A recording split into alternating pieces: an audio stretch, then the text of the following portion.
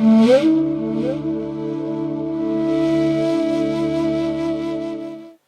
श्री राम। आज हम विचार करेंगे सुखी होने के लिए सकारात्मक सोच बहुत अति आवश्यक है। जब हमारी सकारात्मक सोच होती है तभी हम सुखी रह सकते हैं। एक दृष्टांत आता है, बंबई क्षेत्र में एक सेठ, बहुत संपन्न, बहुत उदार, विचारशील, संस्कारी, और उनका नित्य का नियम है कि वो प्रातःकाल स्नान से निवृत्त होकर के और गुरु जी के दर्शन करने के लिए जाते थे, सत्संग सुनते, दान देते और उसके पश्चात घर आकर के प्रसाद बच्चों को दे करके और अपनी दुकान पर चले जाते हैं। सेठ जी के पहुंचने की देर होती थी और दुकान पर ग्राहक पहले से तैयार होते थे। जब ग्राहक तैयार होते हैं, सेठ जी अति प्रसन्न, चेहरे पर मुस्कुराहट।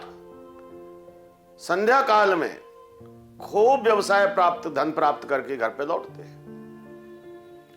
यह नियमित क्रम सेठ जी का चलता, दान देना, सबको प्रसन्न रखना, गुरुकुल में जाना और गुरु से शिक्षा प्राप्त करना, इसलिए प्रसन्नता में 4 चांद लग जाते हैं। लेकिन किसी भी प्रसन्नता के जीवन में परीक्षा जरूर होती है। एक समय आया, सेठ जी की दुकान के सामने एक बहुत बड़ा ग्राउंड है, उसमें बच्चे खेलते हैं, उछल कूद मचाते हैं, आनंद से रहते हैं। लेकिन क्या देखते सेठ जी कि आज इतने बड़े ग्राउंड को नापतोल हो रही है। सेठ जी ने कुछ जिज्ञासा प्राप्त हुई। सेठ जी ने अपने मुनीम को भेजा, पता करके आओ ये क्या हो रहा है, कोई परिवर्तन हो रहा है। तो मुनीम गया और मुनीम ने आगे बताया, महाराज, सेठ जी, ये पूरा का पूरा जो पार्क है किसी बहुत बड़े धनवंत सेठ ने खरीद लिया है और ये एक ही छत के नीचे हर तरह की दुकानदारी तैयार कर रहा है, बिग बाजार बना रहा है ये, और इतना बड़ा व्यापार होगा उसका, खरीदार को कहीं जाना नहीं पड़ेगा। एक बार इसके बिग बाजार में घुसने के पश्चात सुई से लेकर के हवाई जहाज तक जो भी कुछ चाहिए वहां मिल जाएगा।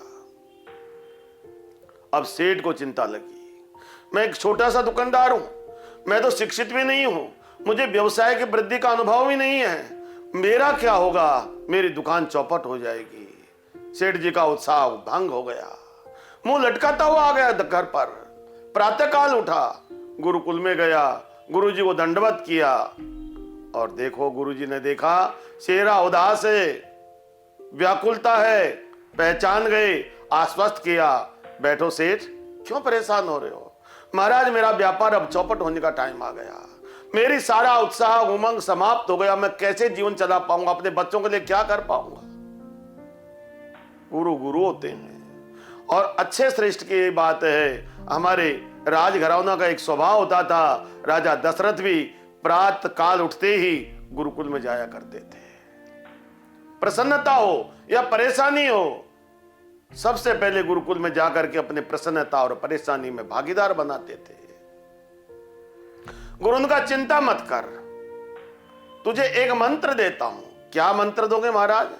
जिस वक्त आप यहां पर मेरे पास आते हो, यहां से जाते हो, दुकान पे पहुंचते हो, तो एक विचार करो, हे परमात्मा, मैं जिस लायक नहीं था उससे तैने बहुत अधिक मुझे दिया है, तेरी बहुत बहुत कृपा, तेरी बहुत बहुत रहमत मेरे ऊपर बरस रही है।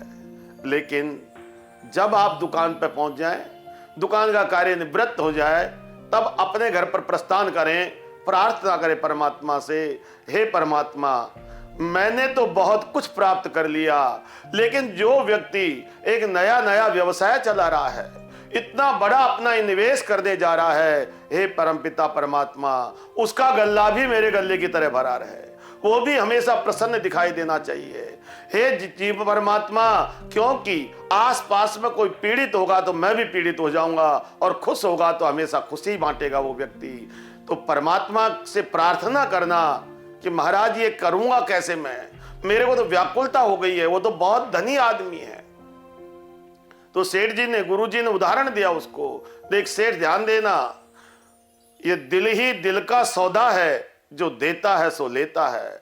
तो अच्छी पॉजिटिविटी उसके पास भेजेगा तो उसके पास से भी अच्छी पॉजिटिविटी आएगी।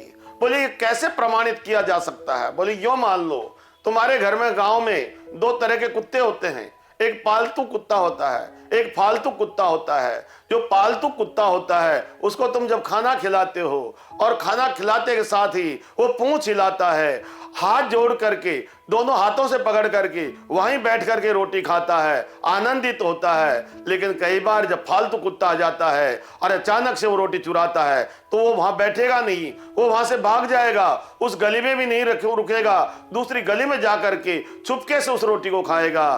तो आप समझ लो, हित और अनहित पशु पक्षी भी पहचानते हैं। इसलिए तुम सकारात्मक सोच के साथ जियोगे तो तुम्हारी सकारात्मक ऊर्जा तुम दोनों को सुखी कर देगी। गुरु जी का यह मंत्र भा गया और हृदय से भगवान से प्रार्थना करने लगा, हे परमात्मा, वो हमेशा प्रसन्न रहना चाहिए। प्रारंभ हो गया, उसका नवनिर्माण सेठ जी का चालू हो गया। और सेठ जी बीच बीच में उसकी निगरानी पर जब आते थे तो आसपास कोई भी व्यवस्था बैठने उठने की थी नहीं, क्योंकि वहां तो काम चल रहा था। तो मुनीम जी से कहा कि सेठ जी को बुला के लाओ। सेठ जी आदर सहित अंदर लाए, उनको जलपान कराया। सेठ जी ये दुकान आपकी ही दुकान है, आप आते हो, हमें भी कृतार्थ कर दो, हम छोटे व्यवसायी हैं लेकिन आपके उस क्षमता के लायक तो नहीं है, लेकिन हमारा आतिथ्य स्वीकार करेंगे तो हम भी धन्य हो जाएंगे। उस सेठ के दिमाग में आया, इतना अच्छा व्यवहार कुशल व्यापारी है। और जब जब सेठ जी आते थे उसी की दुकान पर बैठते थे, उससे व्यापार का अनुभव सीखते थे। धीरे धीरे सेठ जी को पता लगा इसको ग्राहक को अटेंड करने की प्रवृत्ति, ग्राहक को किस तरह से सामान को प्रस्तुत करने की प्रवृत्ति, ग्राहक को आकर्षित करने के अंदर इसके अंदर मधुर स्वभाव।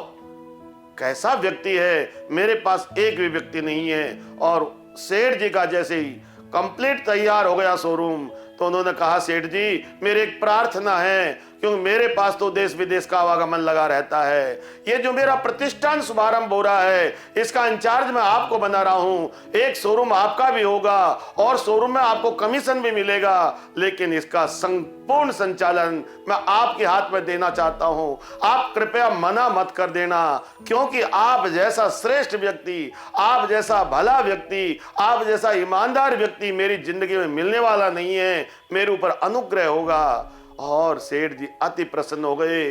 जो सेठ जी 100 रुपए कमाते थे वो सेठ जी 10,000 कमाने लग गए। उधर उनको भी लाभ होने लग गया और वो लाभान्वित होकर के उस व्यवसायी का व्यवसाय विदेश में बहुत जबरदस्त चल चुका था। और अंततोगत्वा वो सारा का सारा शोरूम उसी छोटे दुकानदार को देकर के सेठ जी विदेश यात्रा पर चले गए, बड़े सेठ जी। और वो व्यापारी अति प्रसन्न होकर के परमात्मा को धन्यवाद दिया, हे परमपिता परमात्मा, इस लायक था नहीं, गुरुदेव ने अच्छी सोच पैदा करी तो मैं एक अच्छा प्रतिष्ठित व्यवसायी बन गया। इसलिए उन सेठ जी का भी धन्यवाद, गुरुदेव का भी धन्यवाद, जनता जनार्दन का भी धन्यवाद। और यही सुविचार के साथ में अपने जीवन में काम करने की यदि हम शैली अपना लें तो हम अति आनंदित रहेंगे, क्योंकि आनंद दिए बिना मिल सकता नहीं है। इसलिए हमें अपने जीवन में हमेशा सकारात्मक सोच के साथ जीवन संचालित करना चाहिए और उसी में हमारी सफलता का राज छुपा हुआ है। जय श्री राम।